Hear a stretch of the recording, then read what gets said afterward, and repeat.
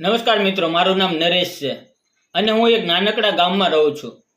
મારી ઉંમર લગભગ 34 વર્ષની છે. મારા માતા પિતાનું અવસાન હું નાનો હતો ત્યારે જ થઈ ગયું હતું. એટલે બાળપણથી જ પોતાના પગ પર ઊભો થવાનું શીખી ગયો હતો. ગામના મુખ્ય રસ્તા પાસે મારી નાની અનાજ અને કરિયાણાની દુકાન હતી. આવક બહુ મોટી નહોતી, પરંતુ ઘર ચલાવવા જેટલી થઈ જતી. હું એકલો જ રહેતો હતો. એક દિવસ બપોરના સમયે મારી દુકાન પર એક યુવતી આવી.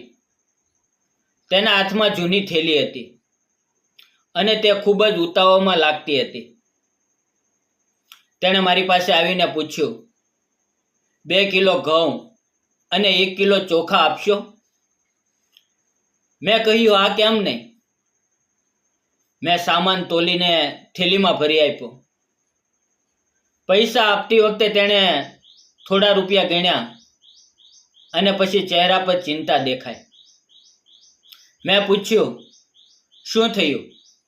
પૈસા ઓછા છે? તે શરમાઈને બોલી, હા, મારી પાસે અત્યારે થોડા ઓછા છે, બાકીના કાલે આપી દઈશ. મેં કહ્યું, કોઈ વાંધો નહીં, તમે સામાન લઈ જાઓ. તે આશ્ચર્યથી મારી સામે જોવા લાગી. મેં હસીને કહ્યું, ગામમાં તો ઉધાર ચાલે જ છે. તેણે ધીમેથી કહ્યું, તમારો આભાર, અને ચાલતી થઈ. બીજે દિવસે તે ફરી મારી દુકાન પર આવી અને ગઈકાલના બાકી પૈસા આપી દીધા. મેં પૂછ્યું, તમારું નામ શું છે? તે બોલી, મારું નામ જ્યોતિ છે. મેં પણ મારું નામ કહ્યું. ત્યારથી જ્યોતિ ક્યારેક ક્યારેક મારી દુકાન પર આવવા લાગી. થોડા દિવસમાં મને ખબર પડી કે તે ગામડાથી થોડે દૂર એક નાનકડા મકાનમાં પોતાની વૃદ્ધ માતા સાથે રહેતી હતી. તેના પતિનું 2 વર્ષ પહેલાં અવસાન થયું હતું અને તેને એક નાનો દીકરો હતો. તે ઘરોમાં વાસણ માંજવાનું, કપડાં ધોવાનું કામ કરીને અને ક્યારેક ખેતરમાં મજૂરી કરીને ઘર ચલાવતી હતી. જ્યોતિ બહુ સુંદર હતી, પરંતુ તેની સુંદરતા કરતાં તેની સાદગી મને વધારે ગમતી હતી. તે દુકાન પર આવતી ત્યારે હું કામ કરતો હોઉં છતાં મારી નજર વારંવાર તેની તરફ જતી. એક દિવસ મેં મજાકમાં પૂછ્યું, તમે રોજ કંઈક ને કંઈક લેવા આવો છો, આજે શું જોઈએ છે? તે હસીને બોલી, આજે તો કંઈ લેવું નથી, ફક્ત તમને મળવા આવી છું. હું તેની વાત સાંભળીને થોડો અચંબામાં પડી ગયો. તે તરત બોલી, મજાક કરી અને હસવા લાગી. એ દિવસ પછી મારી અંદર તેના માટે કંઈક અલગ જ લાગણી જન્મી. અમે ધીમે ધીમે એકબીજા સાથે વાતો કરવા લાગ્યા. એક દિવસ જ્યોતિએ પૂછ્યું, તમારા ઘરમાં બીજું કોઈ નથી? મેં કહ્યું, ના, હું એકલો જ રહું છું. મારા માતા પિતા ઘણા વર્ષો પહેલાં ચાલ્યા ગયા. તેણે દુઃખી થઈને કહ્યું, એકલા રહેવું બહુ મુશ્કેલ હશે. મેં કહ્યું, હવે ટેવ પડી ગઈ છે. તે બોલી, માણસને એકલાપની ટેવ પડી જાય, પણ દિલને સાથની જરૂર તો રહે જ છે. તેની આ વાત મારા દિલમાં ઉતરી ગઈ. દિવસો પસાર થતા ગયા. એક દિવસ ગામમાં મેળો હતો. જ્યોતિ તેના દીકરાને લઈને બજારમાં આવી હતી. બાળક એક રમકડું જોઈને ઊભો રહી ગયો. જ્યોતિએ રમકડાની કિંમત પૂછી, પરંતુ પછી ખરીદ્યું નહીં. બાળકનો ઉતરી ગયેલો ચહેરો જોઈને મને ખૂબ ખરાબ લાગ્યું. મેં દુકાનમાંથી એ રમકડું ખરીદીને બાળકને આપ્યું. જ્યોતિ તરત બોલી, ના, આ હું લઈ શકતી નથી. મેં કહ્યું, બાળક માટે છે, તેમાં ઉપકાર માનવાની શું વાત છે? તે બોલી, તમે મારા બાળકને પણ પોતાના જેવું માનો છો, એ જોઈને મને ખૂબ સારું લાગે છે. એ દિવસથી જ્યોતિના દીકરા સાથે પણ મારી સારી ઓળખાણ થઈ ગઈ. તે મને કાકા કહીને બોલાવતો. એક સાંજે જ્યોતિ દુકાન પર આવી ત્યારે તેનો ચહેરો ખૂબ ઉદાસ હતો. મેં પૂછ્યું, શું થયું? તે બોલી, કાંઈ નહીં. મેં કહ્યું, તમે મને ખોટું કહો છો, કંઈક તો થયું છે. તે થોડા સમય સુધી ચૂપ રહી અને પછી બોલી, મારા સાસરિયા વા મારા દીકરાને પોતાની પાસે રાખવા માંગે છે. તે કહે છે કે હું ગરીબ છું એટલે બાળકને સારી રીતે ઉછેરી શકીશ નહીં, પરંતુ હું મારા બાળકથી અલગ થવા તૈયાર નથી. તેની આંખોમાં આંસુ આવી ગયા. મેં કહ્યું, તમે ચિંતા ન કરો, તમારો દીકરો તમારી સાથે જ રહેશે. તમે મહેનત કરો છો, તમે તેને પ્રેમ કરો છો, એ સૌથી મોટી વાત છે. તેણે મારી તરફ જોયું અને કહ્યું, જો કોઈ માણસ મુશ્કેલીમાં મારી સાથે ઊભો રહે તો એ માણસને હું જીવનભર ભૂલી શકું નહીં. મેં કાંઈ જવાબ આપ્યો નહીં, પરંતુ મનમાં નક્કી કર્યું કે હું તેની મદદ કરીશ. થોડા દિવસ પછી જ્યોતિને મેં કહ્યું, જો તમે ઈચ્છો તો મારી સાથે ખેતરમાં કામ કરી શકો છો. અહીંયા કોઈ તમને ખોટી નજરે નહીં જુએ.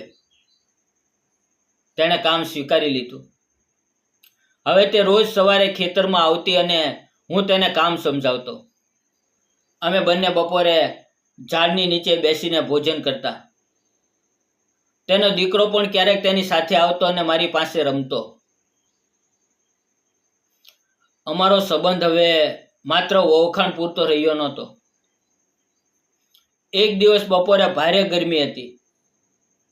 જ્યોતિને તરસ લાગી હતી. હું કૂવામાંથી પાણી ખેંચી રહ્યો હતો. એ સમયે અમારી નજરો મોઈ. તે થોડું શરમાઈને બીજી તરફ જોવા લાગી. હું હસ્યો અને કહ્યું, શું થયું? તે બોલી, કંઈ નહીં, પરંતુ તેના ચહેરા પર સ્મિત હતું. થોડા દિવસ પછી ખેતરનું કામ પૂરું થયું. જ્યોતિએ મજૂરીના પૈસા લેવાનો ઇનકાર કર્યો અને કહ્યું, મારા ઘઉંના ઉધાર સાથે કાપી લેજો. મેં કહ્યું, તારી મહેનતના પૈસા ઉધાર સામે કાપી નહીં શકું. આ તારી મહેનતની કમાણી છે. મેં આખા પૈસા તેના હાથમાં મૂકી દીધા. તેની આંખોમાં આંસુ આવી ગયા. તેણે કહ્યું, મારા જીવનમાં પહેલી વાર કોઈએ મને આટલી ઇજ્જત આપી છે. હું બોલ્યો, તમે મહેનત કરો છો એટલે તમને તમારી મહેનતના પૂરા પૈસા મળવા જ જોઈએ. તે દિવસે તે મારી દુકાન બંધ થાય ત્યાં સુધી બેસી રહી. અમે લાંબી વાતો કરી. મેં હિંમત કરીને પૂછ્યું, જ્યોતિ, જો તને ખરાબ ન લાગે તો એક વાત પૂછું. તેણે કહ્યું, પૂછો. મેં પૂછ્યું, તમારા પતિના અવસાન પછી તમે ફરી લગ્ન વિશે ક્યારે વિચાર્યું? તે થોડા સમય માટે ચૂપ રહી.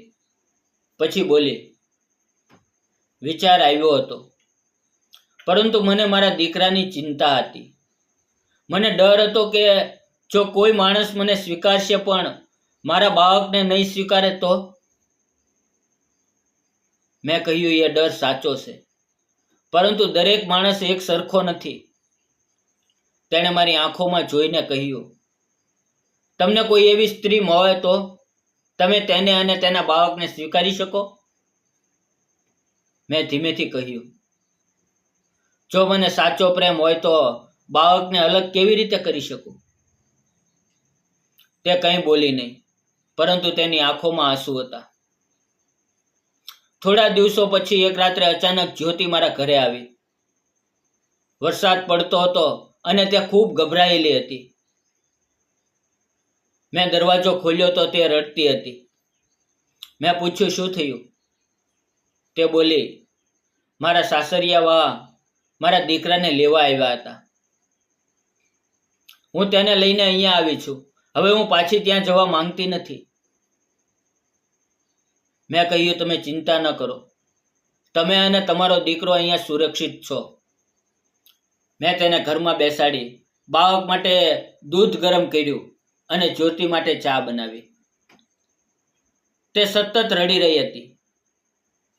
મેં કહ્યું, જ્યોતિ, હવે રડવાથી સમસ્યાનો હલ નહીં થાય. જો તું ઈચ્છે તો હું તારી સાથે રહીને આ મામલો ઉકેલવામાં મદદ કરીશ.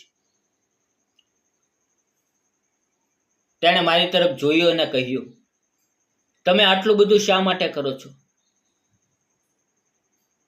એ પ્રશ્નનો જવાબ આપવો મારા માટે સરળ નહોતો. મેં આખરે કહ્યું, કારણ કે હું તને પ્રેમ કરું છું. તે એકદમ ચૂપ થઈ ગઈ. મેં આગળ કહ્યું, મને ખબર છે કે તું વિધવા છે, તને એક બાળક છે અને તારા જીવનમાં ઘણું બધું પસાર થયું છે, પરંતુ હું તને તારા ભૂતકાળથી નથી જોતો. મને તું જેવી છે તેવી ગમે છે. જો તું તૈયાર હોય તો હું તારી સાથે લગ્ન કરવા માંગુ છું. તારો દીકરો પણ મારા માટે પરાયો નહીં હોય. જ્યોતિની આંખોમાંથી આંસુ વહેવા લાગ્યા. તેણે કહ્યું, મને આ જ વાતનો સૌથી મોટો ડર હતો કે કોઈ મને સ્વીકારી લે, પણ મારા દીકરાને નહીં. તમે આજે એ ડર દૂર કરી દીધો. તેણે થોડા સમય પછી ધીમેથી કહ્યું, હું તમારી સાથે જીવન શરૂ કરવા તૈયાર છું. બીજે દિવસે અમે ગામના વડીલો સાથે વાત કરી. મેં સૌને એક જ જવાબ આપ્યો, મારે સમાજ સાથે નહીં, જ્યોતિ સાથે જીવન જીવવું છે. થોડા અઠવાડિયા પછી નજીકના મંદિરમાં અમારા લગ્ન સાદાઈથી થયા. લગ્ન પછી જ્યોતિ મારા ઘરે આવી અને ઘર જાણે વર્ષો પછી જીવતું થઈ ગયું. તેનો દીકરો આખા આંગણામાં રમતો અને મને બોલાવતો, પપ્પા. તે મને બોલાવતો, પપ્પા મારી સાથે આવો. પહેલી વાર જ્યારે તેણે મને પપ્પા કહ્યું ત્યારે મારી આંખોમાં પણ આંસુ આવી ગયા. મિત્રો, જો તમે નરેશની જગ્યાએ હોત તો શું તમે જ્યોતિ અને તેના દીકરાને દિલથી સ્વીકારીને લગ્ન કરતા? તમારો જવાબ કોમેન્ટમાં જરૂર જણાવજો. જો તમને આ કહાની ગમી હોય તો વિડીયોને લાઈક કરો, શેર કરો અને આવી જ હૃદયસ્પર્શી કહાનીઓ માટે ચેનલને સબસ્ક્રાઇબ કરવાનું ભૂલશો નહીં. વિડીયો પૂરો જોવા બદલ આપ સૌ મિત્રોનો દિલથી આભાર. ફરી મળશું આવતીકાલે એક નવા વિડીયોમાં. ત્યાં સુધી આવજો. જય હિન્દ મિત્રો.